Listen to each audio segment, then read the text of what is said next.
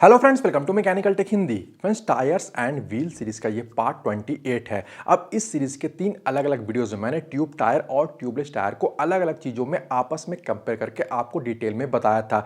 इस सीरीज के पिछले सारे वीडियोस का लिंक आपको इस वीडियो के डिस्क्रिप्शन में मिल जाएगा। अब फ्रेंड्स, टायर्स एंड व्हील के ऊपर मैंने इतने ज़्यादा वीडियोज़ बनाए हैं तो मैंने देखा कि बहुत सारे लोगों का एक कॉमन सा सवाल आता है। लोग ये जानना चाहते हैं कि क्या वो अपनी गाड़ी के ट्यूबलेस टायर में ट्यूब को डालकर लगातार चला सकते हैं।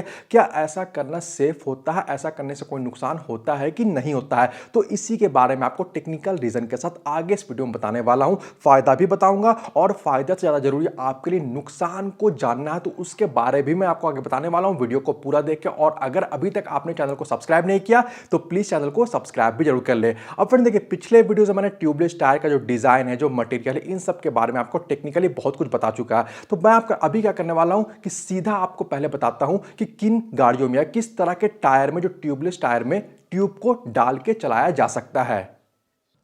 अब फ्रेंड देखिए, आपके पास कोई भी गाड़ी हो, उसमें किसी भी तरह का ट्यूबलेस टायर को दिया गया है, किसी भी साइज, किसी भी शेप का, किसी भी डिजाइन का ट्यूबलेस टायर है, और वहां पे एयर का लीकेज हो रहा है। ठीक है, हवा जो है वो लीक कर जा रहा है। हो सकता है उसमें किसी तरह का पंक्चर हो गया है, आप उसे बार बार बना रहे हो लेकिन फिर भी पंक्चर जो है वो है, और वो क्या है, हवा का लीकेज होते जा रहा है। इसके अलावा कई बार क्या होता है कि जो ट्यूबलेस टायर है वहां पे चूंकि एयर है, जो हवा है वो ट्यूबलेस टायर के अंदर ही रहता है, इसके अंदर में रहता है। तो कई बार जो व्हील है, जो चक्का है, जब ये किसी तरह से डैमेज हो जाता है तो क्या होता है कि कई बार साइड से भी जो हवा का लीकेज होने लगता है, थोड़ा सा लीकेज होता है लेकिन होता रहा है। इसके अलावा कई बार जो नोजल है, ये नोजल डैमेज हो जाता है, इसके वजह से भी हवा का लीकेज होता है। तो इन शॉर्ट, अगर इस तरह का कोई भी प्रॉब्लम है तो आप अपने ट्यूबलेस टायर में ट्यूब को डाल सकते हो। बहुत से लोग डालते भी हैं, लेकिन यहां पे ये भी पता होना चाहिए कि अगर जो ट्यूबलेस टायर है वो बहुत ज्यादा डैमेज हो गया, खास करके अगर साइड वॉल है, अगर ये डैमेज हो गया है या कोई बड़ा पंक्चर हो गया है, ठीक है, कई बार बहुत बड़ा पंक्चर हो जाता है, उस तरह के केस में जो ट्यूबलेस टायर में ट्यूब को डालना कोई समझदारी की बात नहीं है, उससे नुकसान भी हो सकता है।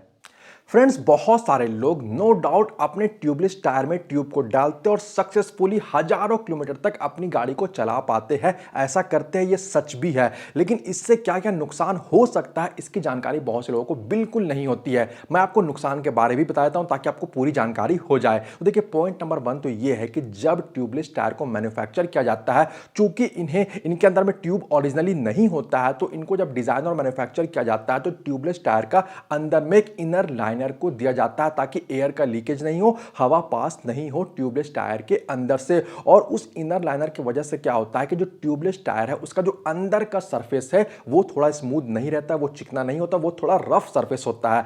अब जब आप ट्यूबलेस टायर में ट्यूब को डाल देते हो तो उस इनर लाइनर की वजह से क्या होता है कि जब आप अपनी गाड़ियों को चलाते हो तो ट्यूब और जो इनर लाइनर है, इनका आपस में फ्रिक्शन होता है, इनका आपस में घर्षण जो है वो होता है, जिसके वजह से हीट जनरेट होता है और टायर गर्म होने लगता है। और खास करके जब आप बहुत ज्यादा हाई स्पीड में चला रहे हो, हाईवे, एक्सप्रेसवे वगैरह में, और अगर रोड जो है वो भी गर्म हो, खास करके गर्मी के दिनों में जो एटमॉस्फेरिक एयर है वो भी गर्म होता है, इसके अलावा जो रोड है वो भी गर्म होता है, और ट्यूबलेस टायर के अंदर में अगर ट्यूब होगा तो चांसेस होता है कि इस फ्रिक्शन के वजह से टायर जो है वो बर्स्ट कर जाए, ठीक है, वो फट जाए। और कई बार एक्सप्रेस पे वगैरह में देखा गया, हाईवे में देखा गया, खास करके कार में देखा गया, क्योंकि उनका हाई स्पीड बहुत ज्यादा होता है तो टायर फटने का शिकायत देखने को मिलता है, जिससे एक्सीडेंट हो सकता है। तो जस्ट यहां पे ये प्रिकॉशन लेना है कि आपको अगर ट्यूबलेस टायर पर आपने ट्यूब को डाला है तो आप स्पीड का भी ख्याल में रखें।